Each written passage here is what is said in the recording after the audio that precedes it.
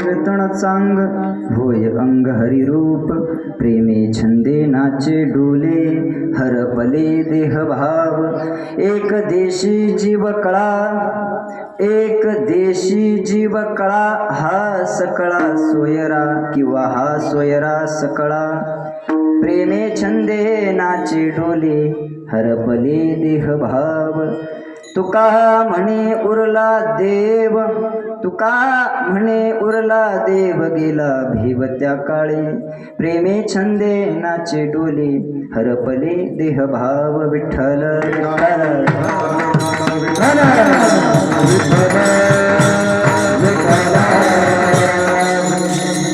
महायोग पीठे तटे भीमरथम वरम पुंडरीकाय दातुं मुनीन्द्र समागत्यदिष्टं तमानंद कंदम परब्रह्मलिंगं भजे पांडुरंगा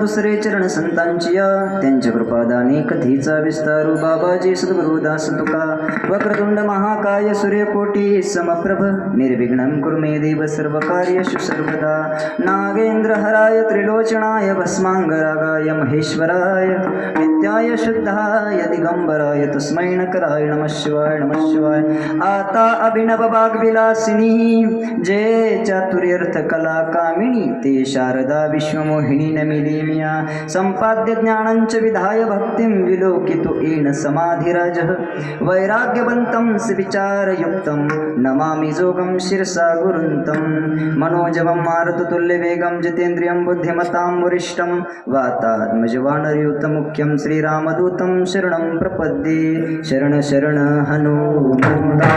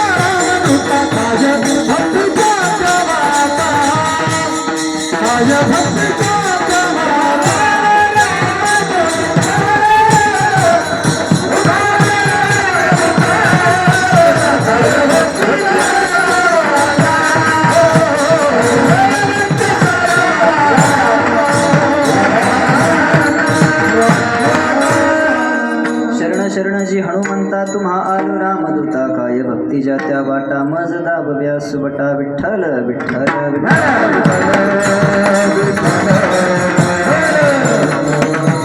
प्रस्तुत प्राप्तस्थळी प्राप्तरूपी प्राप्त सेवेकरिता निवडलेला अभंग जगदानंद कंद अखिल कोड ब्रह्मांड नायक कृष्णी प्राण संजीवन जगत आधार पांडुरंग देश परमात्म्याचे तत्वनिष्ठ नामनिष्ठ वैराग्यनिष्ठ धर्मनिष्ठ संत श्रेष्ठ अखंड हिंदुस्थानचे आराध्य दैवत छत्रपती शिवाजी महाराज यांचे आद्य गुरु आणि अखिल परमार्थ उदरामध्ये व्याप्त असणारे तत्वज्ञ संत जगद्गुरु श्री संत तुकाराम महाराजांच्या अभंग गाथेतील हा 4 चरणाचा अभंग आपण प्रस्तुत कीर्तनरूपी सेवेकरिता महाराज सर्वांनी गायलेला आहे.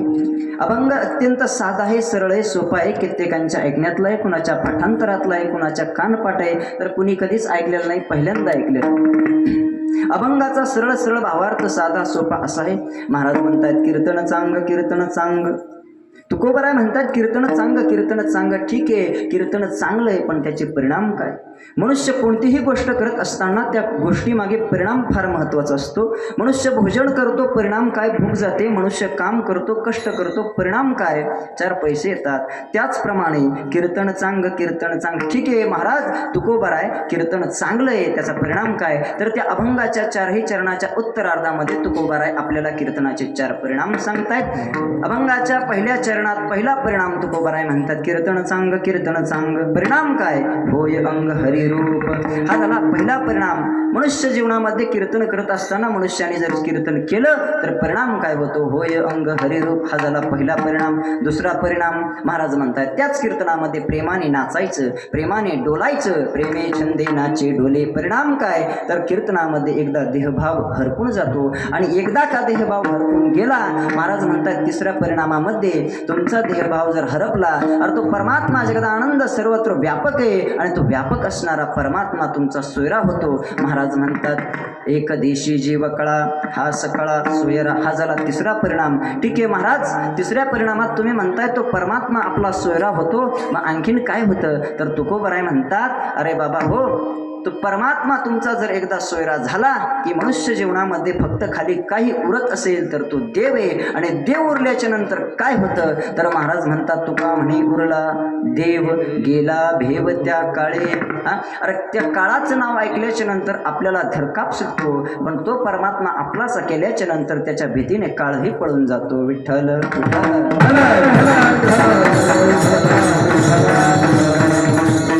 सेवेला सुरुवात करण्या अगोदर अल्पसा परिहार द्यायचा, तो म्हणजे असा अखिल कोड ब्रह्मांड नायक रुक्मिणी प्राण संजीवन जगत आधार पांडुरंग देश परमात्म्याच्या निस्सीम अगाध कृपेद्वारा कैवल्य तेजोनिधी साधकांचे मायबाप अनाथांचे माझे विष्णुमावले ज्ञानोबरायांच्या कृपेने अखिल परमार्थ उदरामध्ये व्याप्त असणारे तत्वज्ञ संत जगद्गुरु तुकोबरायांच्या कृपेने पवनपुत्र हनुमंतरायांच्या कृपाशीर्वादाने सकल संत महंत भगवंत अखंड हिंदुस्थानचे आराध्य दैवत छत्रपती शिवाजी महाराज धर्मवीर छत्रपती संभाजीराजे आणि सकल संत महंत गायनाचार्य मृदंगाचार्यांच्या उपस्थितीने आणि आपल्या गावचं वैभव नामवंत कीर्तिवंत गुणवंत अतिशय वयोवृद्ध तपोवृद्ध ज्ञानवृद्ध केशवजी महाराज गुजर महाराजांच्या कुशल अशा मार्गदर्शनाखाली आजचा आपला हा अखंड हरिनाम कीर्तनरूप अखंड हरिनाम सप्ताह 40 वर्षापासून अव्याहतपणे चालू आहे. आणि आदरणीय सर्व आमचे गायनाचार्य मृदंगाचार्य अतिशय सुंदर सर्व गायक वादक पेटीवादक सर्वांच्या चरणी साष्टांग प्रणिपात करतो.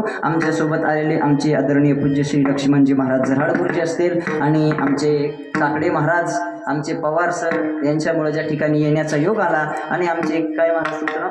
भुसारी महाराज, सुरेश महाराज भुसारी आणि हे 2 गायनाचार्य. तुमचं नाव काय? भागवत महाराज आणि महाराज पवार महाराज वा सर्व महाराज मंडळींच्या चरणी साष्टांग प्रणिपात करतो.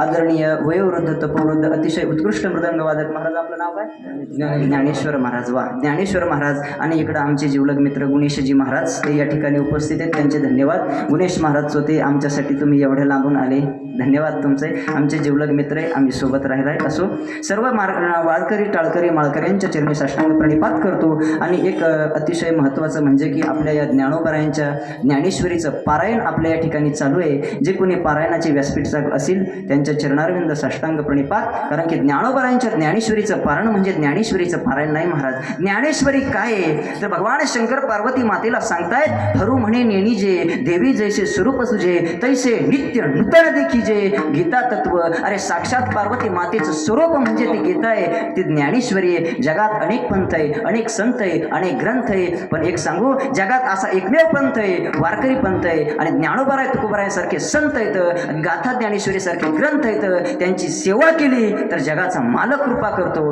भाव धरोनिया वाचे ज्ञानेश्वरी कृपा करी हरी तयावरी. शुद्ध अंतकरणाने ज्ञानोबारायांच्या ज्ञानेश्वरीची सेवा केली तर जगाचा मालक कृपा करतो. असा कोणता ग्रंथ असेल तर गाथा ज्ञानेश्वरी. इतरत्र कोणत्याही धर्मात जा तसं नाही, पण आमच्या ज्ञानोबारायांनी जी कीर्ती केली ती ज्ञानेश्वरी म्हणजे सामान्य ग्रंथ नाहीये. महाराज म्हणतात, मणे काया वाचा जो सेवकू होईल याचा. मणे म्हणजे मनाने, काये म्हणजे कायेने म्हणजे शरीराने, वाचे म्हणजे वाचेने. मणे काये वाचे जो सेवकू होईल याचा म्हणजे ज्ञानेश्वरीचा, त्या भगवद्गीतेचा तो मनुष्य या साम्राज्याचा त्रिभुवनाचा राजा होईल असे ज्ञानोबाराय 18व्या अध्यायात सांगतायत. ज्ञानोबारायांची ज्ञानेश्वरी म्हणजे महाराज, ज्ञानेश्वरी म्हणजे साधकाच्या, ज्ञानेश्वरी म्हटल्याच्या नंतर साधकाच्या हृदयाला आनंद देणारा ग्रंथ म्हणजे ज्ञानेश्वरी आहे. साधकाच्या हृदयामध्ये संतोष निर्माण करणारे ग्रंथ म्हणजे गाथा ज्ञानेश्वरी आहे. साधकाच्या हृदयामध्ये हर्ष निर्माण करणारे ग्रंथ म्हणजे ज्ञानेश्वरी आहे, गाथा आहे. आणि अतिशय सुंदर पद्धतीने गाथा ज्ञानेश्वरीच्या ठिकाणी पारायण चालू आहे. आणि तरी जेवढे पारायण वाचक आणि जे व्यासपीठ चालक कोणी असतील, मी असं का सांगतोय, मी स्वतः ज्ञानेश्वरी रोज नित्यनेमाने वाचतो आणि तो अनुभव मला आहे म्हणून तुम्हाला सांगतोय. ज्ञानेश्वरी सामान्य ग्रंथ नाही महाराज. अरे जगाच्या पाठीवर अनेक ग्रंथ होऊन गेले, पण ज्ञानेश्वरी सारखा ग्रंथ, तो ज्ञानोबारायांसारखे संत आणि वारकरी संप्रदायासारखा पंथ जगात पुन्हा होणे नाही. विठ्ठल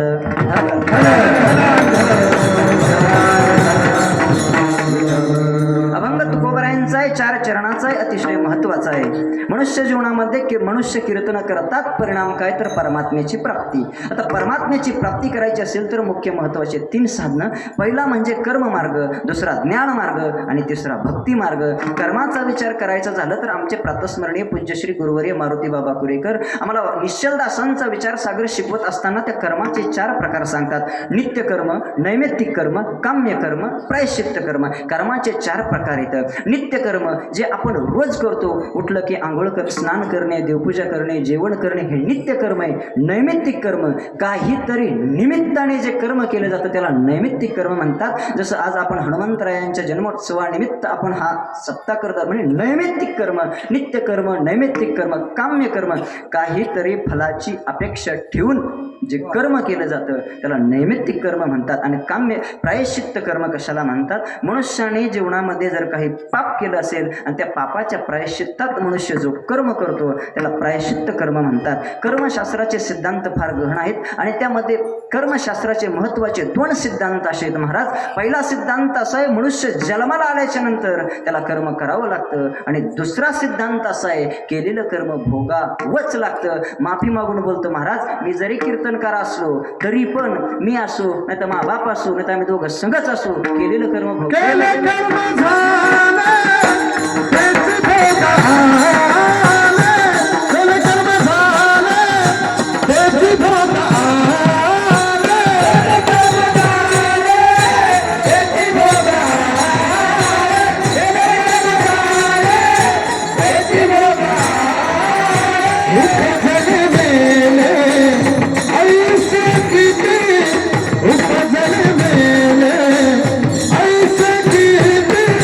हरी मुखी गाता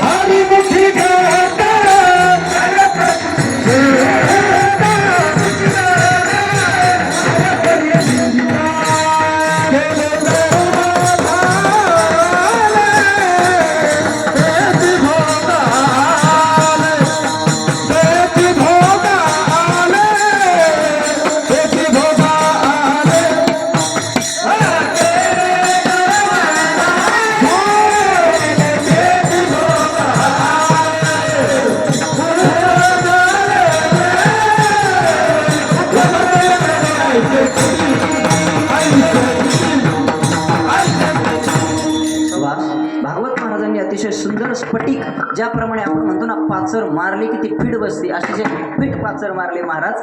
वा, धन्यवाद. शांतीब्रह्म एकनाथ महाराजांच्या हरिपाठातलं प्रमाण आहे. शांतीब्रह्म एकनाथ महाराज म्हणतात, केले कर्म झाले तेची भोग आले, दुसरं नाही. अरे रावणासारखं ऐश्वर्य संपन्न माणूस कर्माने जातो. अरे जगाचा मालक ज्या दशरथ राजेच्या पोटाला आला ना, त्या दशरथ राजेला पुत्रवियोगाने मरावं लागलं, कर्म आड आलं. अरे प्रभू श्री रामचंद्र जगाचे मालक आहेत, कर्म आड आलं, वनवासाला जावं लागलं महाराज. अहो रावण काय सामान्य माणूस होता काय? रावणाकडे किती संपत्ती होती, किती होती. तुकोबरायांनी एका अभंगात वर्णन केलंय महाराज. कोटी घर काशी आणि तांब्याची, शुद्ध कोंचनाची 7 कोटी. आणि मग तुकोबराय म्हणतात, तुका म्हणे ज्यांची संपदा एवढी, आणि सांगा ते कबडी. आणि आपल्या 2-4 तोळ्याची अगरबत्ती कुठं आहे महाराज? हा अहो महाराज, रावणाला 1 लाख पोरं, 1.25 लाख नातून 80,000 बायका होत्या. आपल्या तर 2 तोंड खिचडी बोंड आहे महाराज. हा म्हणजे एवढा ऐश्वर्य संपन्न राजा. जगात सगळ्यात विद्वान कोण असेल तर रावण होता. कारण की महादेवाने घर बांधावं, रावणाला वास्तुशांतीची पूजा करायला बोलावी. जगात सगळ्यात पहिला शिवभक्त कोण असेल तर रावण होता. जगात सगळ्यात पहिला मातृभक्त कोण असेल तर रावण होता. पण कर्म चुकलं, मरावं लागलं. अरे भारताचा सम्राट होता धृतराष्ट्र, परिणाम कर्म चुकलं, मरावं लागलं. 100 पोरांचा बाप आणि भारताचा सम्राट धृतराष्ट्र, कर्म चुकलं, मरताना काटेरी अरण्यात जळून मरावं लागलं. जवळ कुणी नव्हतं महाराज. काय झालं होतं? पूर्वजन्मामध्ये धृतराष्ट्र एका राज्याचे राजकुमार होते. आणि राज्याचे राजकुमार होते, सत्ता होती, संपत्ती होती, तारुण्य होतं. आणि पूर्वीचे राजे लोक शिकारीला जायचे. आणि शिकारीला गेल्याच्या नंतर आता ते शिकारीला गेले, भात्यात बाण, हातात धनुष्य, घोड्यावर स्वार होऊन शिकारीला गेले. सकाळ झाली, दुपार झाली, जवळजवळ दिवस मावळत आला. आता सत्ता, संपत्ती, तारुण्य, तिन्ही गोष्टी एकत्र आला की असं म्हणतात, मनुष्य देव देश धर्म मानत नाही. तो मनुष्य उन्मत्त होतो. शिकार सापडली नाही म्हणून राग आला महाराज. आता राग आल्याच्या नंतर माणसं काही करतात, ऐका नाही. राग आल्याच्या नंतर, अहो महाराज आमच्या रूमवर एक पोरग आहे, त्याला राग आला, त्याने मोबाईल फोडा, असं काही बी. राग आल्याच्या नंतर काही करतात पोरं. काय झालं? त्याला राग आला, भात्यातला बाण काढला, धनुष्याला लावला आणि मंत्र शक्तीच्या जोरावर त्या बाणाच्या टोकावर अग्नी निर्माण केला. आणि त्या जंगलाला, त्या अरण्याला, वनाला आग लावली. आणि अग्नी अतिशय प्रचंड झाला. तो आग लावली का? शिकार सापडली नाही. अरे एका राज्याचा राजकुमार शिकारीला आला आणि त्याला शिकार सापडली नाही. अहंकारात राजा आग लावून निघून गेला. पण त्याच अरण्यामध्ये, त्याच वनामध्ये, जंगलामध्ये एका सर्पिणीने 100 पिलं दिली होती महाराज. अग्नीचा वनवा अतिशय प्रचंड वाढला होता आणि अग्नी खवळला होता. त्या अग्नीच्या झळा सर्पिणीला लागायला लागल्या म्हणून सर्पिणीने बिळाकडे धाव घेतली. पण अनवधानाने त्या अग्नीच्या झळायाने त्या सर्पिणीचे डोळे गेले. सर्पिणी बिळात गेली. बाहेर अग्नी अतिशय प्रचंड खवळला होता. त्या अग्नीमध्ये त्या सर्पिणीचे सगळे पिलं जळून भस्म झाली. सर्पिण अग्नी शांत झाल्याच्या नंतर बाहेर आली. चापून पाहते तर काय, आपल्या 100 पुत्राची राग झाली होती. डोळे नव्हते आपल्या पुत्राची राग बघायला. आता कोणती आई आहे महाराज की आपले पुत्र जवळ मरतायत पण वाचू शकत. अंतकरण तळतळलं, आकाशाकडे तोंड केलं, सांगितलं, ए देवा, अरे ज्याने पण या जंगलाला आग लावली असेल ना, तो देखील पुढच्या जन्मात त्या आगीमुळं माझे डोळे गेले, तो देखील पुढच्या जन्मात आंधळा म्हणून जन्माला येईल. आणि जसे माझे पुत्र माझ्या समोर जळून खाक झाले, त्याचे पुत्र त्याच्या समोर जळून मरतील, पण तो एकालाही वाचू शकणार नाही. आणि जसा माझे सर्व पुत्र या अरण्यात जळून मेले, तसं तो मरताना काटेरी अरण्यात जळून मरेल. परिणाम इतका वाईट झाला.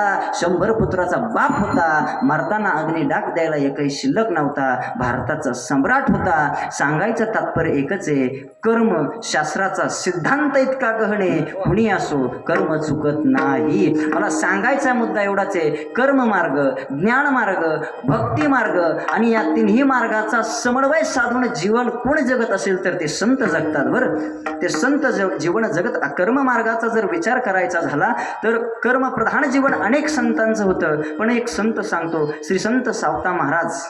मातीच्या कणात, भाजीच्या पानात आणि मिरचीच्या देठात परमात्मा बघणारे संत म्हणजे संत सावता महाराज. आयुष्यभर शेती केली, अनेक संत झाले. 18 संतांच्या पालख्या पंढरपूरला जातात, पण एकमेव संत असे आहेत की जगाच्या मालकाची पालखी त्यांच्याकडे जाते, ते म्हणजे संत सावता महाराज. कर्मप्रधान जीवन त्यांचं होतं. म्हणजे कर्मप्रधान संत जीवन जगतात, कर्म करता करता परमात्म्याची प्राप्ती करतात आणि ज्ञानप्रधान सुद्धा जीवन जगतात. आता ज्ञानप्रधान आमचे ज्ञानोबरा उपजताचे ज्ञानी हे वर्म जाणवणी आले लोटांगणी सांग देव. ज्ञानमार्गाचा जर विचार करायचा झाला तर ज्ञानाचे दोन मार्ग आहेत. एक वृत्ती ज्ञान, एक स्वरूप ज्ञान. कलाकालाने जे ज्ञान वाढत जातं, कलाकालाने ज्याच्यात बदल होतो त्याला वृत्ती ज्ञान म्हणतात आणि ज्याच्यात कसलाही बदल होत नाही त्याला स्वरूप ज्ञान म्हणतात. आता राहिला भक्तिमार्ग. भक्तिमार्गाचा विषय असा आहे महाराज की भक्तीच्या व्याख्या श्री संत ज्ञानोबरायांची वेगळी आहे, एकनाथ महाराजांची वेगळी आहे, तुकोबरायांची वेगळी आहे आणि मी जी तुम्हाला सांगणार आहे ती वेगळी आहे. ती माझी नाही, आमच्या गुरुवार्यांची आहे, पण ती इथं नाही, मग त्यांच्या जागेवर मी सांगणार आहे नाही का.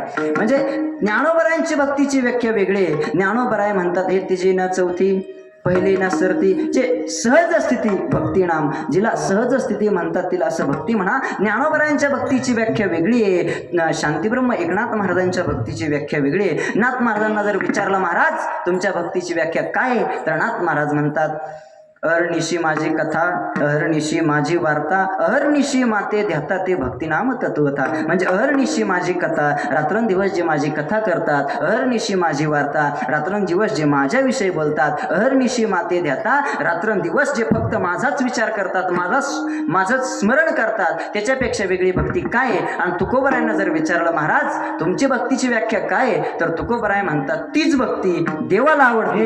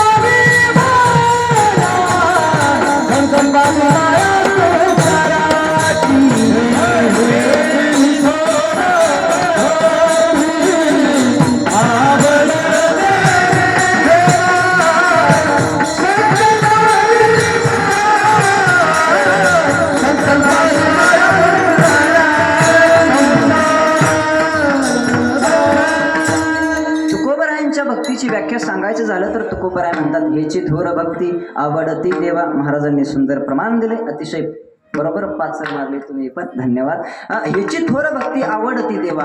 म्हणजे प्रत्येक संतांच्या भक्तीची व्याख्या वेगवेगळी आहे. ज्ञानोबरायांच्या भक्तीची व्याख्या वेगळी आहे का, ज्ञानोबरायांसमोर वेगळा समाज आहे. शांतीब्रह्म एकनाथ महाराजांच्या भक्तीची व्याख्या वेगळी आहे का, शांतीब्रह्म एकनाथ महाराजांसमोर जो समाज आहे तो समाज वेगळा आहे. जगद्गुरु तुकोबरायांच्या भक्तीची व्याख्या वेगळी आहे का, तुकोबरायांसमोर जो समाज आहे तो समाज वेगळा आहे. आता भक्तीची व्याख्या आमचे गुरुवर्य प्रातस्मरणीय पूज्य श्री रामभाऊ महाराज राऊत, आम्ही ज्यावेळेस बाबांकडे चातुर्मासाला होतो पंढरपूरला, त्यावेळेस बाबांनी भक्तीची व्याख्या सांगत असताना सांगितलं होतं नामचिंतनकार झालेली वृत्ती म्हणजे भक्ती. विठ्ठल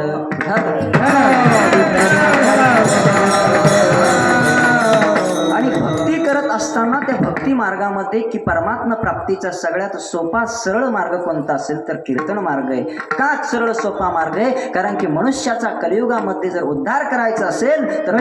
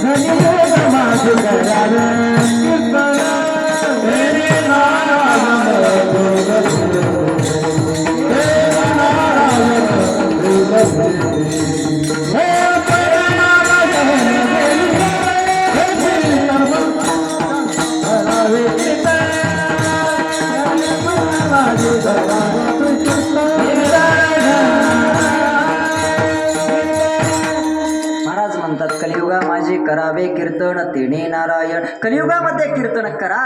मग एका जणाने तुकोबारायांना विचारलं, महाराज कलियुगामध्ये कीर्तन करायचे आम्हाला मान्य आहे, पण आता कीर्तनाचा अधिकारी कोण कोण आहे, ते नामचिंतन करायचा अधिकार कुणाला कुणाला आहे. तर महाराज म्हणतात सकळांशी येथे आहे अधिकार, कलियुगे उद्धार हरीच्या नामे. कलियुगातच कीर्तन मार्ग सोपा काय.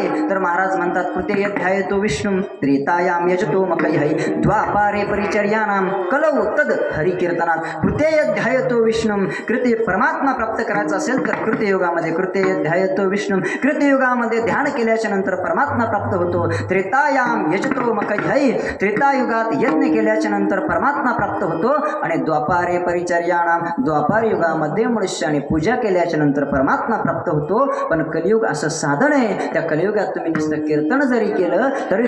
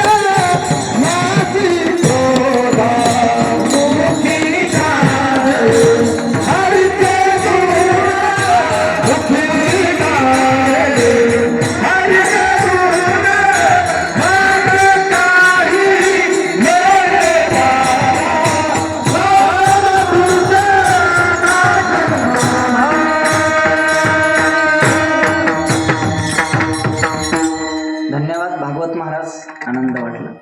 महाराज म्हणतात करावे कीर्तन मुखी गावे हरीचे गुण. म्हणजे कलियुगामध्ये कीर्तन करायचं का करायचंय, ते कीर्तन चांगलंय, त्याचा परिणाम घेतलेल्या अभंगाच्या पहिल्या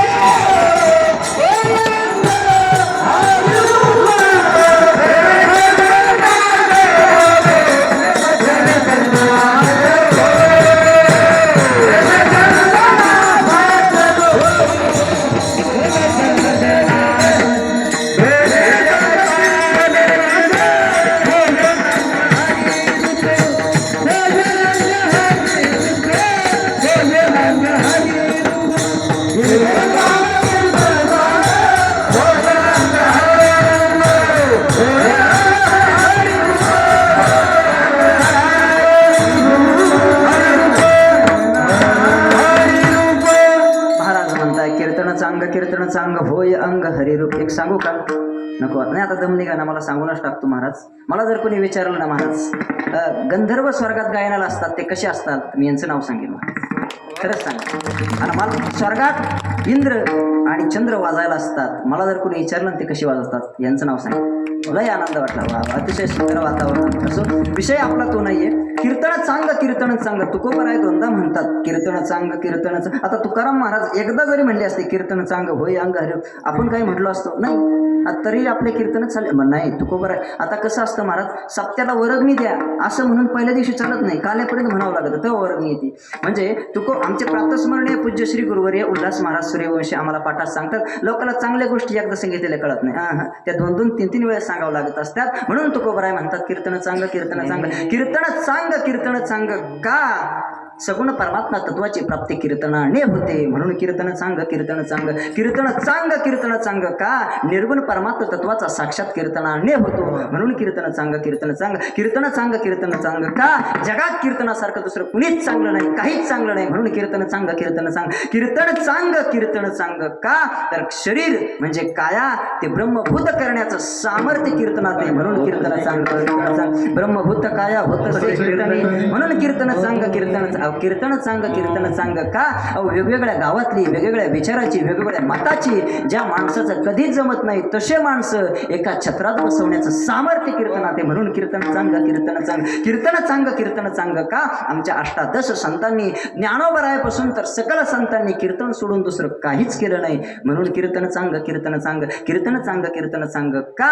मनुष्य इथं येऊन इथं कीर्तनकार असो, झाडणारा असो, चटाई उचलणारा असो, गायक असो, वादक असो, सगळ्याला सारखाच फळे, इथं तुझा भाव नाही, म्हणून कीर्तन सांग, कीर्तन सांग. विठ्ठल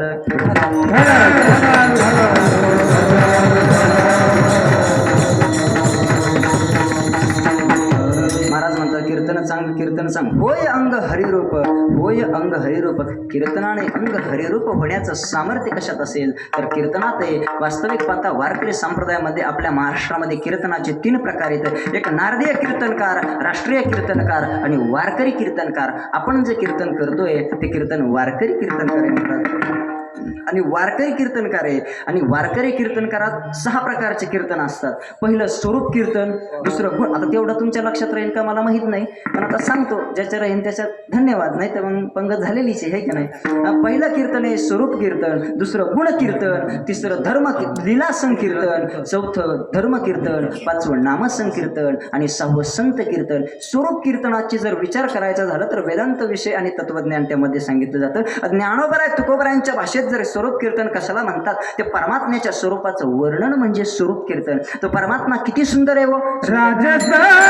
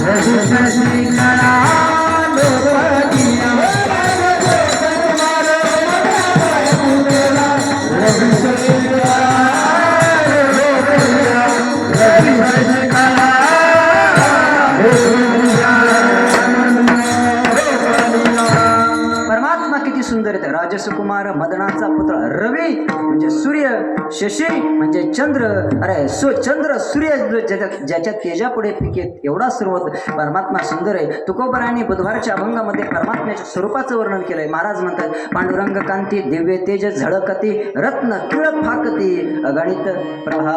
म्हणजे पांडुरंग सुंदर किती आहे, सुंदर ते ध्यान उभे विटेवरी करकटेवरी. म्हणजे स्वरूपाचं वर्णन म्हणजे स्वरूप कीर्तन, गुणकीर्तन. आता गुणकीर्तनाची गुण कशाला म्हणायचे, परमात्मा किती गुणी आहे. तर ज्ञानोबरायांनी ज्ञानेश्वरीमध्ये त्याचा विचार सुंदर मांडलाय. ज्ञानोबराय म्हणतात ऐका यशश्री औदार्य ज्ञान गुण ऐश्वर हे 6 गुणवर्य वसती जन. ऐका यश यश श्री औदार्य ज्ञान गुण ऐश्वर हे 6 गुण ज्याच्या ठिकाणी स्थित आहेत त्याला परमात्मा म्हणतात. तुकोबराय म्हणतात षडगुण ऐश्वर्य संपन्न एक भगवंताची जाण किंवा करावे कीर्तन मुखी गावे हरीचे गुण किंवा गुण गायन आवडी हेचे माझे सर्व. म्हणजे गुणकीर्तन. तिसरा आहे महाराज धर्मकीर्तन. धर्मकीर्तनाचा विचार जर करायचा झाला तर धर्मकीर्तनाची व्याख्या ज्ञानोबरायांना विचारा. ज्ञानोबराय काय म्हणतात, किंबहुना तुमचे केले धर्मकीर्तन सिद्धी नेले तेथे माझे उरले पायी. ज्ञानोबरायांनी जी ज्ञानेश्वरी लिहिली ती ज्ञानेश्वरी म्हणजे धर्मकीर्तन आहे महाराज. ते धर्मकीर्तनाची व्याख्या आहे. याच्यापेक्षा वेगळं मी काही सांगू शकत नाही. धर्मकीर्तन धर्माचा विचार प्रचार प्रसार करणं म्हणजे धर्मकीर्तन आहे. धर्मवीर छत्रपती संभाजीराजांनी आपल्या हाडाचं काढं रक्ताचं पाणी रात्रीचा दिवस आणि दिवसाचे रात्र करत ज्या धर्माचं संरक्षण केलंय ते धर्मकीर्तन आहे महाराज. अरे वयाचे 52 वर्ष जगले छत्रपती शिवाजीराजे, पण 52 वर्षात पहिले 10 वर्ष छत्रपती शिवाजी महाराजांचे बालपणात गेले. नंतरचे 10 वर्ष छत्रपती शिवाजी महाराजांचे रणांगणात तलवार गाजवण्यात गेले आणि नंतरचे 32 वर्ष लोककल्याणकारी राज्य करण्यात गेले. पण त्या 52 वर्षात छत्रपती शिवाजी महाराजांनी कधी एकही दिवस 52 वर्षामध्ये छत्रपती शिवाजी महाराजांनी एकही दिवस आपल्या घरादाराचा विचार केला नाही, आपल्या लेकरा बाळाचा विचार केला नाही, आपल्या संसाराचा विचार केला नाही. विचार केला असेल तर धर्माचा, विचार केला असेल तर स्वराज्य व्हावे हे तो श्रींची इच्छा. अशी छत्रपती शिवाजी महाराज धर्मासाठी जगले.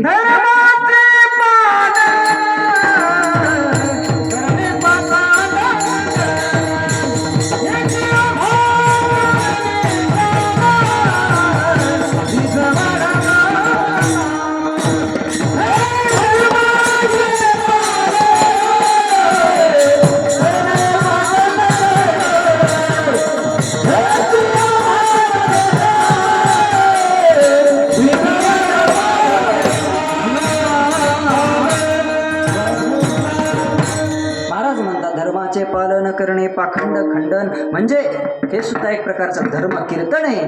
आणि माझा राहिलं चौथं लीला संकीर्तन. लीला संकीर्तन आदरणीय पूज्य श्री आपल्या गावचं वैभव केशवजी महाराज गुजर आपल्याला काल्याच्या दिवशी ज्या भगवान श्रीकृष्णाच्या लीला सांगणार आहेत त्याला लीला संकीर्तन म्हणतात. म्हणजे परमात्म्याने गोकुळामध्ये मथुरेमध्ये वृंदावनामध्ये ज्या लीला केल्या त्या लीलांचं वर्णन म्हणजे लीला संकीर्तन. आता 5वं कोणतं असेल तर नामसंकीर्तन. नामसंकीर्तनाचा विशेष महत्व आहे. काय महत्व आहे महाराज म्हणतात, नामसंकीर्तन साधन पैसोपे जळतील पापे जन्मांतरचे किंवा नामसंकीर्तन साधन पैसोपे जळतील पापे जन्मांतरेचे घारी उच्चारणी अनंत पापराशी जातील लयासे जन्मात. म्हणजे नामसंकीर्तनाचं विशेष महत्व आहे. काय जन्मांतराचं पाप जाण्याचं सामर्थ्य कशात असेल तर नामस्मरणात आहे महाराज. अहो तो आजामेळ ब्राह्मण आयुष्यभर पाप केलं होतं, आयुष्यात दुसरं काहीही केलं नव्हतं, फक्त आणि फक्त पाप. मरताना एकदा पोराचं नाव नारायण ठेवलं, नारायण म्हणून हाक मारली, जगाच्या मालकाने स्वतःला घेऊन गेले. अजामेळा पापराशी नामे नेला वैकुंठाशी. म्हणून आपल्या पोराची नावं जरशी चांगली ठेवी जावा, आहे का नाही. ती नाही तर महाराज असं आपला भाग नाही. म्हणजे नारायण नाव ठेवलं, परिणाम काय झाला, मरताने आपल्या मुलाला हाक मारली.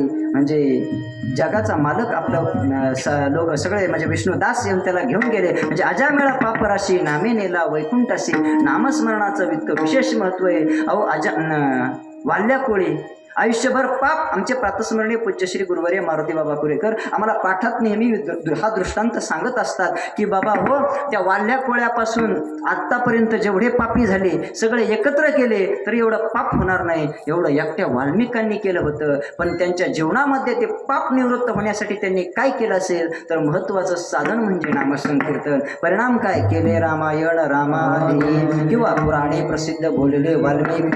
परिणाम कशाचा आहे, नामसंकीर्तन. काय झालं होतं, आता ते कुणालाही लुटायचे, मारायचे, आडायचे. आणि एकदा नारद महर्षी तिथून चालले. आता यांना वाटलं असं महाराज म्हटल्यास नंतर महाराजांकडे भरपूर असतंय, आहे का नाही? हां, तुम्ही नका लक्ष द्या तिकडं. महाराजांकडे भरपूर असतंय. आणि मग महाराज तिने धरलं नारद महर्षीला. आणि नारद महर्षीला धरल्याच्या नंतर नारद महर्षीला म्हणे काय असन ते काढ. आणि नारद महर्षी म्हणे अबा मी कीर्तनकार आहे. माझ्याकडे काय वाल्याकडे म्हणे कीर्तन करता लय चाबरे असते, लय त्यांचे इतकं चाबरं. लोकांना सांगते आम्ही हे करतो ते करतो, तिकडे जणांना लाखांनी पैसे घेते, मला माहित नाही तू काय असेल ते काढ. नारद महर्षी म्हणे अबा ये ना आणि याची चिपड्या आणि आपलं भजन नित्याचं नारायण नारायण, माझ्याकडे दुसरं काय नाही. पण महाराज संतांचे विचार आणि संतांचे शब्द असे असतात की समोरच्याच्या हृदयाला छेद करून निघून जातात. नारद महर्षीने त्याला एकच प्रश्न विचारला, तुम्ही हे करताय हे कोणासाठी करताय? ते म्हणे कोणासाठी म्हणजे बायका पोरासाठी, कोणासाठी? बर. मग ते म्हणे नारद महर्षी म्हणे अरे तुझे पाप करतोय तुला माहिती आहे का? ते म्हणे हो माहिती आहे. मग तू या पाप करतोय, या पापात तुझी बायको सहभागी आहे का? तुझे मुलं सहभागी आहेत का? तुझे आईवडील सहभागी आहेत का? त्यावेळेस म्हणे काय महाराज तुमचे नसले म्हणून काय झालं, आमचे आहेत ना.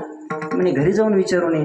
ते नारद महर्षीला म्हणे वाल्याकोळी म्हणे लय चॅप्टर बाबा आहे, मला काढून देऊन निघून जायचा विचार दिसतोय. पण ते म्हणे नाही नाही मी जात नाही. वाल्याकोळ्याने नारद महर्षींना तिथं बांधून ठेवलं, घरी गेला. आता त्याला वाटलं बायकोचं आपलं 7 जन्माचं नातं आहे, लय वर्ष झाले लग्न केले, आमकं झालं तमकं झालं फलनं झालं आणि बायको आपला पापात सहभागी नक्की होणार. बायको पशी गेला आणि बायकोला म्हणला का गं बायकोने येत आहे बाबा असं काय करू राहिला आज? आणि ती म्हणे काय झालं? त्यावेळेस वाल्याकोळी आपल्या पत्नीला म्हणतो हे बघ मी आत्तापर्यंत तुझ्यासाठी कित्येक दरोडे टाकले, कित्येकांना मारलं, कित्येक घरं फोडली, अतिशय पाप केलं, मग त्या पापात तो सहभागी आहे का? त्यावेळेस वाल्याकोळ्याची पत्नी वाल्याकोळ्याला म्हणते हे बघा मला एक प्रश्नाचं उत्तर द्या, मला जर विच्चू चावला तर त्या विच्चाच्या अर्ध्या वेदना तुम्ही घ्याल का?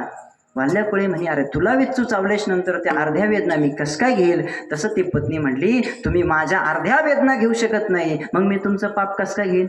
अंतकरणाला वाईट वाटलं महाराज, कुठंतरी काळजात ठेच पोहोचली. त्याला वाटलं आपले पोरं तरी आपले आईबाप तरी आपलं पाप घेतील. आईबापाकडे गेला, आईवडिलांना असंच विचारलं. त्यावेळेस आईवडिलांनी सांगितलं हे बघ बाळा अरे तुला लहानचं मोठं करणं हे आमचं कर्तव्य होतं, पण आता आमचं वय झालंय, आमचं सांभाळ करणं हे तुझं कर्तव्य, आम्ही तुझ्या पापात सहभागी कसं काय व्हायचं?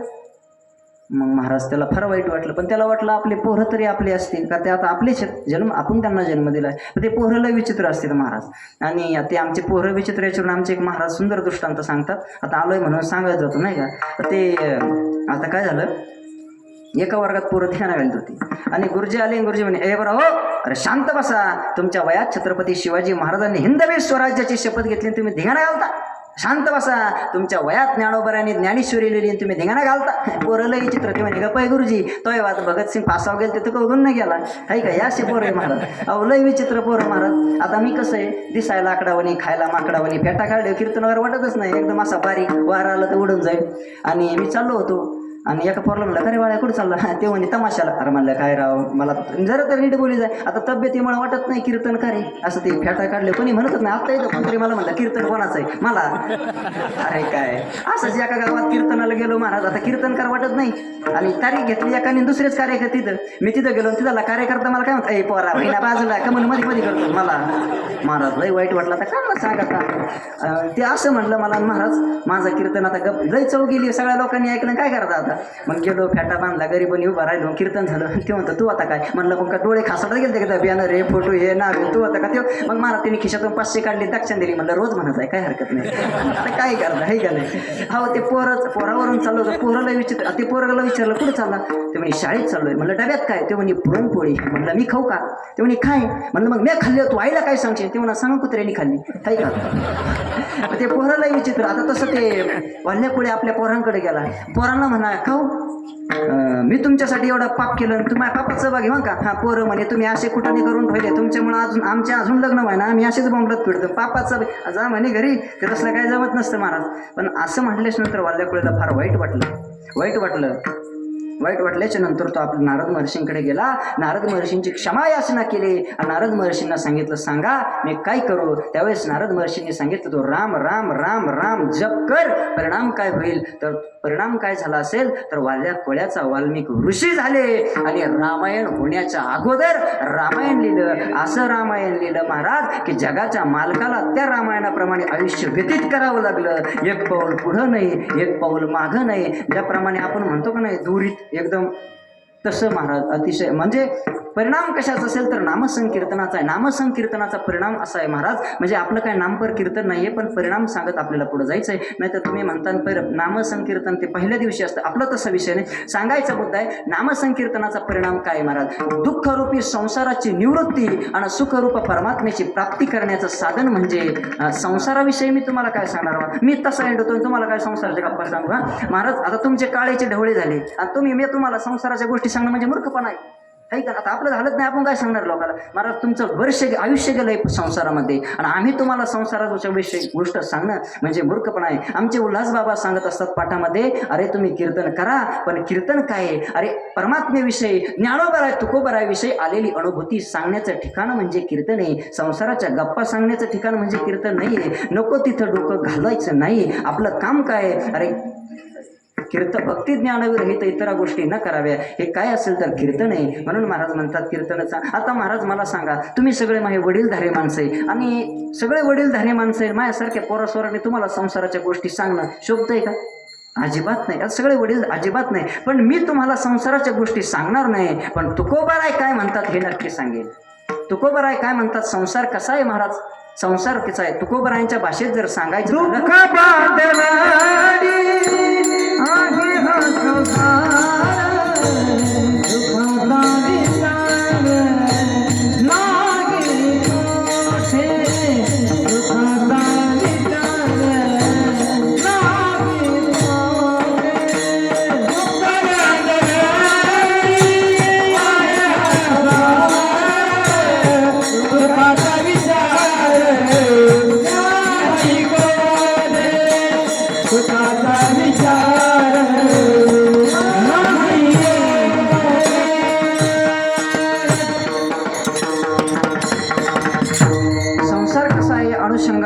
अनेक संतांचे वेगवेगळे प्रमाण आहेत. महाराज म्हणतात संसार दुःख बळ चौकडे गळ विश्रांती नाही कोठे रात्रंदिवस तळमळ, किंवा श्री संत नरहरी महाराजांचा अभंग आहे वासुदेव प्रकरणातला. ते म्हणतात संसार सारण हे माया मृगजळ भास, म्हणजे काय तर संसार आहे म्हणजे आम्ही तुम्हाला संसार सांगणं म्हणजे सरळ सरळ मूर्खपणा आहे. एवढं लक्षात ठेवा. विठ्ठल संसार कसा आहे महाराज, महाराज म्हणतात तुकोबराय म्हणतात सुख पाहता जवा पाडे दुःख पर्वता एवढे. ही गोष्ट कशाची असेल तर संसाराची आहे. या विषयावर महाराष्ट्रातील सुप्रसिद्ध कीर्तनकार आदरणीय पूज्य श्री बाबासाहेब महाराज इंगळे सुंदर दृष्टांत सांगायचे, पण ते राहिले नाही. मग त्यांचे दृष्टांत कोणी सांगायचे म्हणून मी सांगतो, आहे का नाही. आता काय झालं, एक मनुष्य रस्त्याच्या कडानात चालला होता आणि चालता चालता त्याच्या पाठीमाग वाघ लागला. आता वाघ लागला, काय करावं पळत पळत पळत गेला. समोर वडाचं झाड दिसलं महाराज आणि वडाच्या झाडाच्या पारंब्याला लटाकला आणि लटाकल्याच्या नंतर महाराज त्या वडाच्या झाडाला नेमकं त्याच फांद्याला आगमवळ होतं. आता ते आगमवळ उठलं. मग ते काय म्हणे काय बरं झालं राम राम जय हरे, कायचं काय केला त्यांनी त्यांचा कार्यक्रम चालू. महाराज लागले डसायला. आता त्याला वाटलं तर खाली बघावं, खाली बघितलं येहीर. त्याला वाटलं येरीत उडी घ्यावं, येरीत नागोबा समोर वाघोबा आणि त्याचं वळ आगमवळ सांगतोय. महाराज ते होतं टकलं आणि तेवढ्यात टकलं होतं ते तेवढ्या त्या आगमवळाचा कांदा फुटला आणि त्याच्यात ईद पडला बरोबर. ते मध ते ईद होऊन असा वर्गळ ते तोंड द्या त्याच करतं. वा काय आनंद यार, पण सजा बघ ना किती आहे. मग तशी गंमत आहे. आता हे झाला दृष्टांत. सिद्धांत असा आहे, एखाद्या मनुष्याने सावकाराकडून पैसे घेतलेले असावे आणि त्याला ते द्यायचे नसावे, आहे का नाही. आता कोणाला द्यायचे ते भाग त्याला द्यायचे नसावे. तर ते सावकार दिवसभर माझे पैसे दे पैसे दे म्हणजे हे झाला वाघोबा. यांनी एकूण तिकून त्याचं सगळं सोडावं घरी यावा. घरी नागोबा म्हणजे बायको. काय बाई आमच्या बापाला बाबा काही समजत नाही, घरात साखर नाही बघ नाही सांगता नाही तेल नाही, आमच्या बापाच्या बापाला काही अक्कलच नाही. म्हणजे हे नागोबा, त्यात काही शंका नाही. आणि आगमवळ म्हणजे ते किलवीर परिवार, बाबा मला चॉकलेट, बाबा मला बिस्किट, बाबा मला गोळ्या, म्हणजे हे किलवीर परिवार म्हणजे नागोबा. म्हणजे संसार कसा आहे दुःखमुळे, आणि त्या दुःखमूळ असणाऱ्या संसारापासून निवृत्त परमात्मा प्राप्तीचं साधन काय असेल तर नामसंकीर्तन आहे. म्हणून तुकोबराय म्हणतात मनुष्य जीवनामध्ये आल्याच्या नंतर काय केलं पाहिजे, कीर्तन केलं पाहिजे. आणि म्हणून तुकोबराय म्हणतात कीर्तन चांग कीर्तन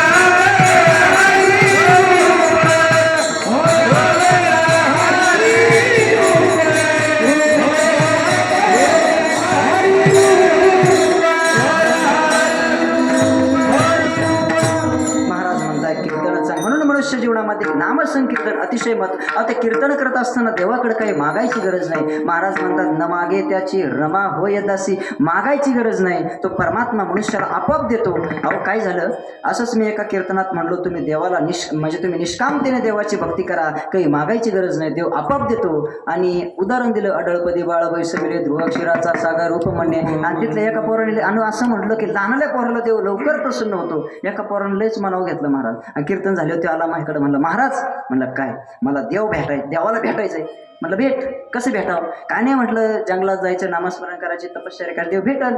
मला तिने लयच मनाव घेतलं. पण त्याला सांगितलं, हे बघ, मनुष्य जीवनामध्ये चांगल्या रस्त्याला गतिरोधक आणि चांगल्या माणसाला विरोधक हा प्रकृतीचा नियम आहे. प्रकृतीचा नियम आहे. तू कुठे गेला तुला विरोधक मिळणार. एक काम कर, कोणी जर काही म्हणलं तर एक गोष्ट लक्षात ठेव. त्याला सांगितलं, त्याला एक रामबाण औषध सांगितलं, त्याला म्हणलं निश्चयाचे बळ आणि तुका म्हणे तिची बळ. हा, मग त्याने तेवढं लक्षातच ठेवलं महाराज. तर दुसऱ्या दिवशी उठला, सकाळी निघला महाराज गावाच्या बाहेर निघल्याच्या नंतर गावाच्या शेवटच्या टोकाला एक बाई राहत होती. ती बाई राहत होती, हे तिथून चाललं, ते म्हणे, ऐ बऱ्या, कुठं चालला.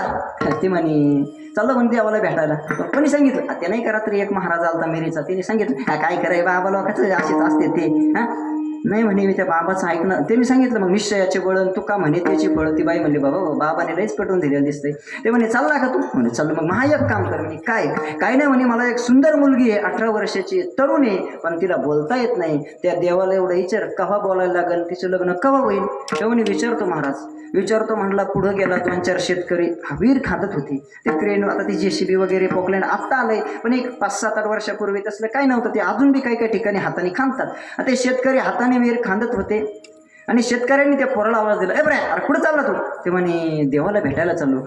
ते म्हणे बाबा लोकांच्या लादी लागून तू साधाळ आहे, अरे काय करायचं घरी जंगलात. जंगलात वाघ सिंह हत्ती असतेच, अरे तुला खाऊन टाकतील. आणि ते म्हणे नाही, निश्चयाचे बळ तुका म्हणे त्याची फळ. त्यांनी असं फिटच पाठ केलं होतं महाराज. आणि मग ते म्हणला, जायचं जाय बाबा. ते म्हणे शेतकरी म्हणले, या बाई जायचं तर जाय, पण तेवढं एक काम कर, देवाला विचार आमच्या एरीला पाणी कावा लागेल. ते म्हणे विचारतो.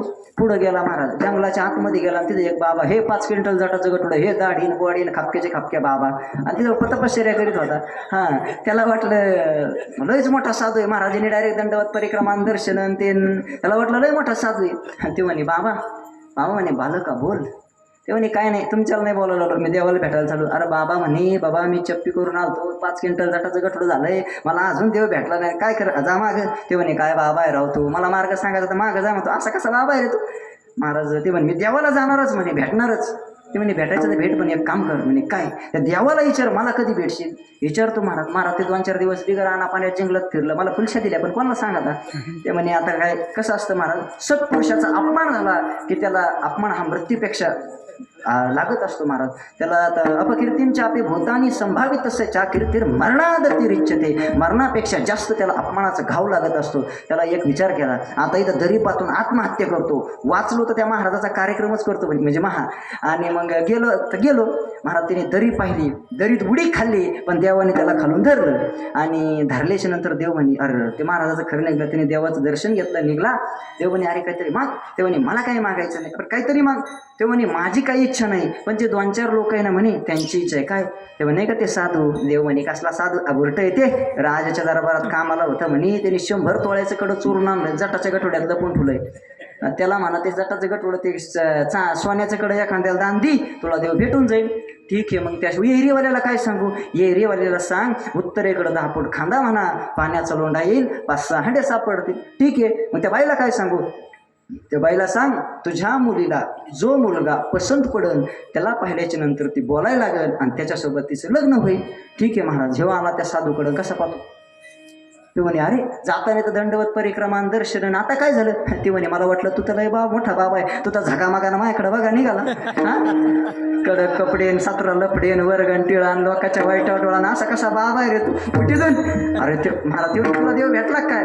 मग भेटला ना. काय म्हणे ते राजाच्या दरबारातलं 100 तोळ्याचं कडं. महाराज ते बाबा उठला आणि त्याचं दर्शन घेतलं. ते म्हणे कोणाला सांगू नको. ते म्हणे हे सांग देव काय म्हणला. देव म्हणला ते 100 तोळ्याचं कडं एखाद्या भल्या माणसाला दान दे, तुला देव भेटून जाईल. तो बाबा म्हणला एवढ्या जंगलात कोण बघू भला माणूस, धर तुला. घेतलं ना कडं. पाहता काय आला पुढं महाराज. आणि ते आला शेतकऱ्यांपाशी. पण आता वास्तविक शेतकऱ्यांचं कसं आहे, लय उतार महाराज. तुम्ही शेतकऱ्यांच्या घरी जा, काही फुकट तुम्ही सोनाराकडे जा, एवढं सोनं दान देतं फुकट. इथं सोनार नाही ना कोणी, नाही तर धरायचे मला कीर्तन झालं. हां तुम्ही सोनं कापडाच्या दुकानात जा महाराज, एक चिरकुट सुद्धा जास्त देत नाही हो. लय आपलं कोणी नाही ना बाबा दुकानात मग एक चिरकुट सुद्धा जात. पण तुम्ही शेतकऱ्याकडे जा, फुकट भेटणार.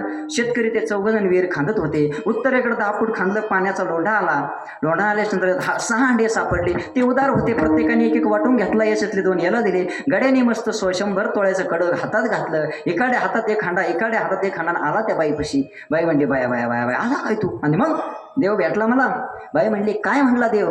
त्यांनी सांगितलं, देव म्हणला तुझ्या मुलीला जो मुलगा पसंत पडेल त्याला पाहिल्याच्या नंतर तू ही मुलगी बोलायला लागेल. आणि तेवढ्यात ते पोरीने आतमधून आवाज दिला, हे आई अगं कोण आलं ग? ती म्हणली बाया आम्ही पोरगी बोलायला लागली, आजपासून तूच माझा होय. म्हणजे बघा ना महाराज, पोरगी भेटली म्हणजे कीर्तन झाले, पण येऊ नका माझ्याकडे, मला लय घोटाळा भेटत नाही, लय अवघड आहे ना येताना माझ्याकडे. मला बघ ना भाऊ मीच तसा आहे अजून इकडं या गावात त्या गावात त्या गावात मग हेच खायचे वांदे आळंदीला माझं घरी मागून खातोय मी. तसं काय येऊ नका कोणी. सांगायचं मला मुद्दा एकच आहे, त्या परमात्म्याकडे तुम्ही शुद्ध भावाने जा, तो परमात्मा तुम्हाला भेटतो महाराज. आपल्याकडे 20 मिनिटाचा टाईम आहे, 20 मिनिटात टाईम इज ओव्हर होणार आहे आपला. तो परमात्मा तुम्हाला भेटतो. फक्त काय केलं पाहिजे? अजून बी नामसंकीर्तन आपलं झालेलं नाहीये. एक दृष्टांत सांगतो आणि जो लवकरात लवकर सेवा संपवतो. विठ्ठल विठ्ठल नामसंकीर्तनात एवढं सामर्थ्य आहे महाराज, एवढं सामर्थ्य आहे. आमचे स्वानंद सुखनिवासी जोग महाराज, मी ज्या वारकरी शिक्षण संस्थेत शिक्षण घेतोय ते जोग महाराज, त्यांचे 4 पट्ट शिष्य होते. पहिले पट्ट शिष्य होते महाराज मारुतीबुवा गुरव, दुसरे लक्ष्मणबुवा इगतपुरेकर, तिसरे बंकट स्वामी महाराज आणि चौथे कोण असतील तर मामासाहेब दांडेकर. पण त्यातले जे तिसरे पट्ट शिष्य होते महाराज बंकट स्वामी महाराज, एवढं नामसंकीर्तन एवढं करायचे. लोक त्यांच्या कीर्तनाला कमी होते पण काकडा ऐकायला जात होते. एवढं वाणीत सामर्थ्य होतं महाराज, इतकं वाणीत सामर्थ्य. कशाचा परिणामचा? नामसंकीर्तनाचा. एकदा स्वामींचं कीर्तन एका गावामध्ये होतं आणि स्वामींचं कीर्तन एका गावामध्ये असताना तिथल्या एका माणसाने विरोध म्हणून तमाशा ठेवला. आता इथं जरी असतात तर याच्यातले निम्मे तिकडे गेले असते, पण इथं नाही, कारण की ते सगळं सात्विक लोक राहतील महाराज. सगळे सात्विक परमार्थिक लोक इथे आहेत, कारण की भगवान गणेशांचं इथं वास्तव्य आहे आणि अदृश्य रूपाने का होईना पण भगवान गणेशांचं इथं वास्तव्य आहे. आणि मग स्वामींच्या कीर्तनाला त्याने विरोध म्हणून तमाशा ठेवला. ज्याने कीर्तन ठेवलं होतं तो स्वामींकडे आला आणि सांगितलं, स्वामीजी अहो तुमच्या कीर्तनाला विरोध म्हणून एका माणसाने तमाशा ठेवलाय, काय करायचं? स्वामींनी सांगितले, बघा कीर्तन हे परमात्म्याच्या प्राप्ती करता असतं आणि समाजाच्या उद्धारा करता असतं, तमाशा करता नसतं. बंकट स्वामी म्हणले तुम्ही पंचपदी सुरू करा. बंकट स्वामींनी पंचपदी झाली. स्वामींनी विना गळ्यात घेतला, डोळे झाकले, रामकृष्ण हरी रूप पाहता लोचनी अभंग झाला. विठोबा रखुमाईचं भजन झालं. डोळे उघडून पाहतात तर काय, गावातले लोक सोडा, अहो त्या तमाशात काम करणारे सुद्धा समोर येऊन बसले होते. सामर्थ्य कशाचे? तर कीर्तनाचं आहे, संतांच्या कीर्तनाचं आहे. आणि असं कीर्तन मनुष्याने आपल्या जीवनामध्ये केलं पाहिजे. म्हणून महाराज म्हणतात, कीर्तन सांग कीर्तन सांग विठ्ठल विठ्ठल.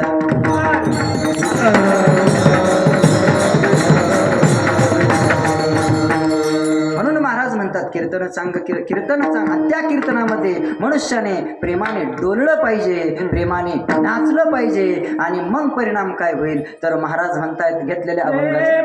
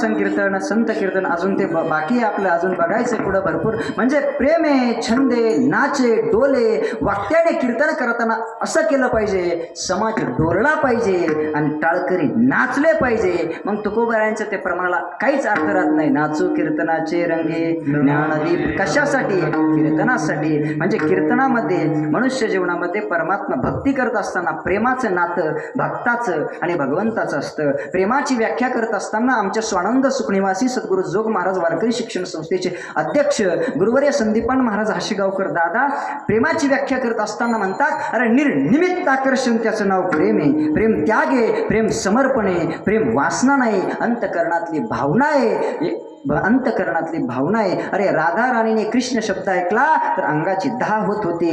एक गोष्ट लक्षात ठेवा, एखादा मुलगा सुंदर असेल त्याच्या प्रेमात मुलगी पडेल याच्यात नवल नाही. एखादी मुलगी दिसायला सुंदर असेल त्या मुलीच्या प्रेमात मुलगा पडेल याच्यात नवल नाही. तुमची वाणी सुंदर असेल अख्खं जग तुमच्या प्रेमात पडेल याच्यात नवल आहे महाराज, याच्यात नवल आहे. असो म्हणजे भगवान आणि भगवंताच्या भक्ताच्या मध्ये सर्वात महत्वाचं काय असेल? प्रेम महत्वाचं आहे. विठ्ठल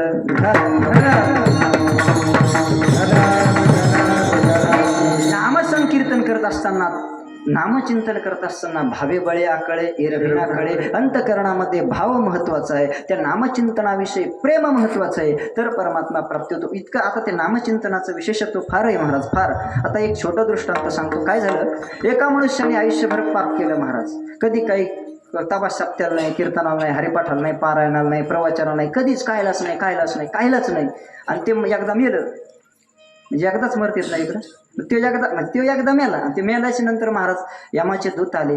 आयुष्यभर पाप केलं, कायम सप्त्याला विरोध कर, पंक्ती देऊ नको, देणाऱ्याच्या बंद कर, आयुष्यभर परमार्थाला धर्म कार्याला विरोध. आणि ते मेल्याच्या नंतर आणि त्याचं पाप पुण्याचा हिशोब वरती बघितला तर आयुष्यात फक्त पाप होतं. फक्त एकदा तो कधीतरी राम म्हणला होता चुकून हुकून. मग आता राम म्हणला, एकदा नामस्मरण त्याच्या मुखाला आलं, त्याचं फळ काय? आता यमदूत म्हणले जगतपिता कोण आहे? ब्रह्मदेव. हे सगळे गेले ब्रह्मदेवाकडे गेल्याच्या नंतर आता ब्रह्मदेव म्हणे, आता रामाचं म्हणणं, आता आपल्याला काही माहित नाही, पण राम नामाचं स्मरण कोण करत असेल तर महादेव रामपूजी सदा शिव.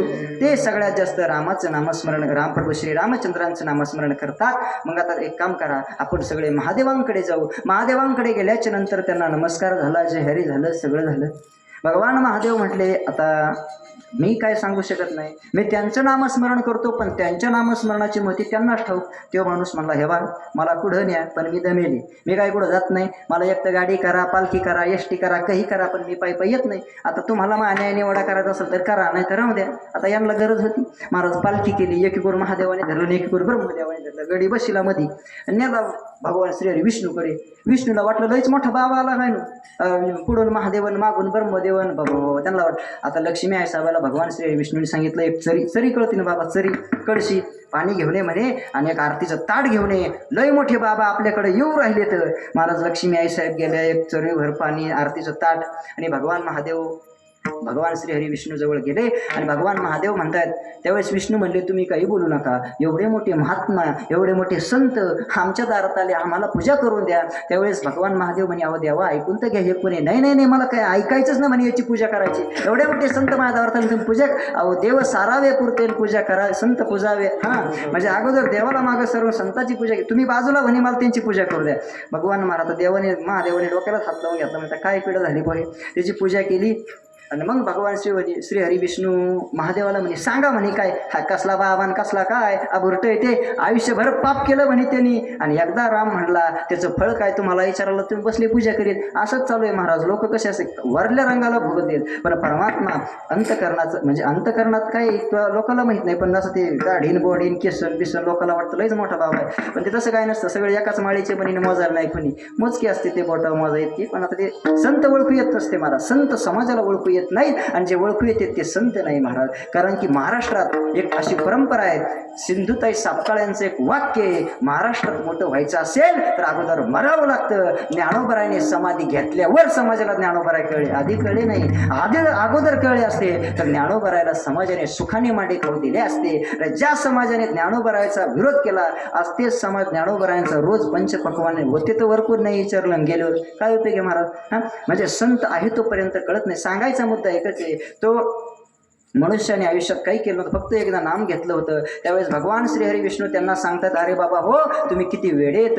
अरे साक्षात ब्रह्मा विष्णू महेश या तिघांचं दर्शन याला एकत्रित झालं. याच्यापेक्षा वेगळा नामाचा महिमा काय असला पाहिजे, याच्यापेक्षा वेगळा नामाचा महिमा काय असला पाहिजे. विठ्ठल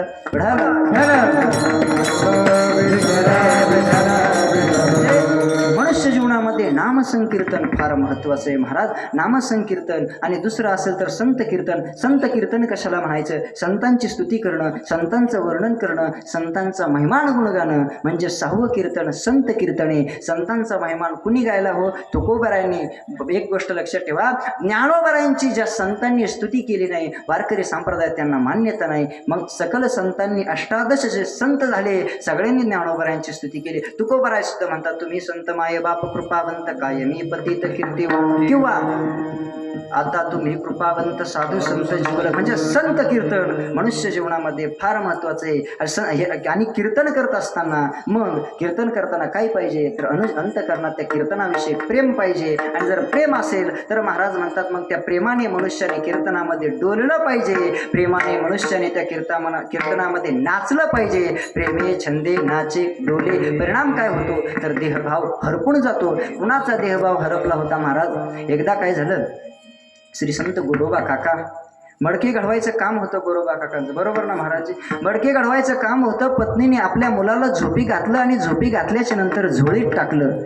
झोळी कळती ना इकडे, आता ते पाणी निघले आहे का नाही, आणि ते आता झोळीत टाकलं. आणि झोळीत टाकल्याच्या नंतर त्यांच्या पत्नीने सांगितलं, हे बघा मुलगा झोळीत झोपलाय, तुम्ही त्याच्याकडे लक्ष द्या.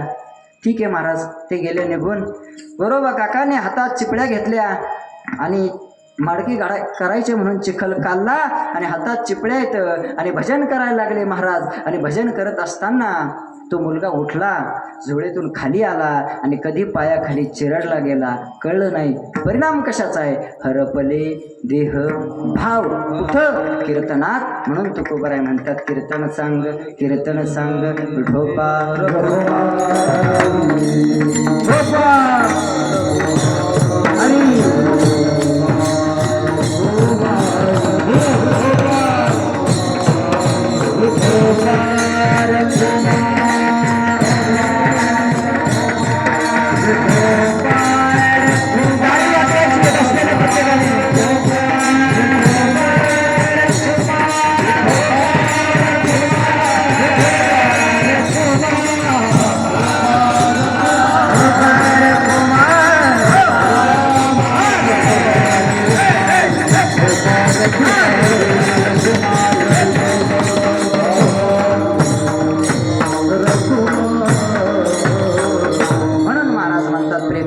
नाचे डोले हरपले देहभाव. आणि परमात्म्याचं कीर्तन करत असताना देहभाव हरपून जातो. दुसरा परिणाम, तिसरा परिणाम काय?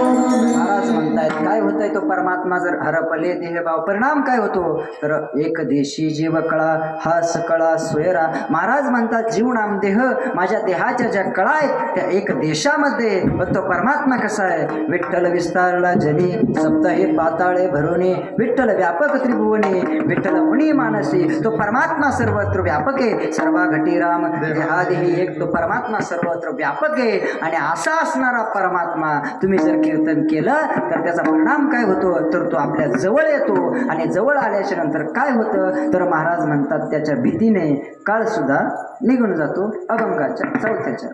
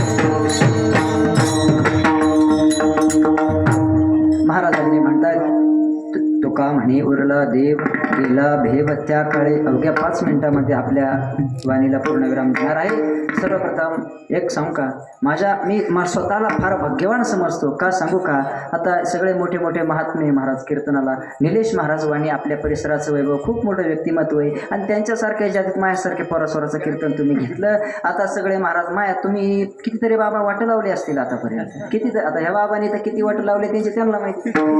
परमार्थात आपलं आयुष्य घातलं महाराज. आणि तरी एखादं म्हणलं असतं त्या पोरास्वराच्या कीर्तनाला काय करायचं, मी चाललो घरी. नाही, मोठं अंतकरण करून आता आता हे सुरेश महाराज, भागवत महाराज, आता यांच्या पोराच्या वयाचं आहे महाराज मी. नाही ते म्हणले असते की बाबा वाटलं नाही पोरासोर, पण नाही, मोठ्या शुद्ध अंतकरण आहे माझ्यासारख्या सर्वसामान्य पोरासोराचे कीर्तन. नाही तर लोक म्हणते पोरासोराचं कीर्तन आहे, काय खरं आहे असंच दिसतंय ते. पण एक सांगू का, मी खरंच भाग्यवान आहे. सर्व महाराज तुम्ही परमार्थामध्ये, कुणी परमार्थ क्षेत्रात अनुभवी आहे, कुणी पक्वाद क्षेत्रात अनुभवी आहे, कुणी गायन क्षेत्रात अनुभवी आहे, कुणी कीर्तन क्षेत्रात अनुभवी आहे, कुणी शेती क्षेत्रात अनुभवी आहे. इथं बसलेला प्रत्येक व्यक्ती माझ्या समोर कुणी ज्ञानाने अनुभवी आहे, ज्ञानाने मोठा आहे, कुणी अनुभवाने मोठा आहे, कुणी वयाने मोठा आहे. आणि तरी माझ्यासारख्या सर्वसामान्य पोराचे तुम्ही कीर्तनाला याच्यापेक्षा वेगळं भाग्य काय?